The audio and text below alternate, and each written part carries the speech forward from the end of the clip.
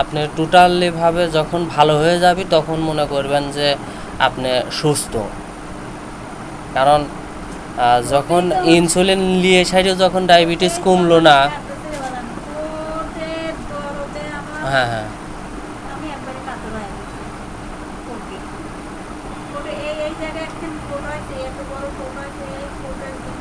হ্যাঁ হ্যাঁ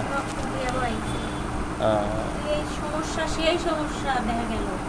এই খুঁড়াগুলো যখন ফুলে গেল না, এই খুঁড়া ফুলে হাঁটু থেকে গেল, তখন আমার মনে করি যখন খুব টেনশন।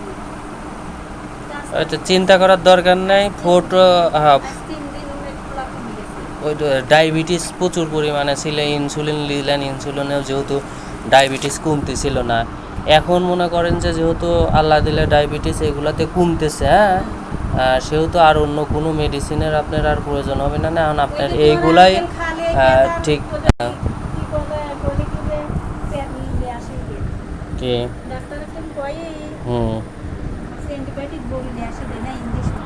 না না না, অ্যান্টিবায়োটিক খাওয়া যাবে না।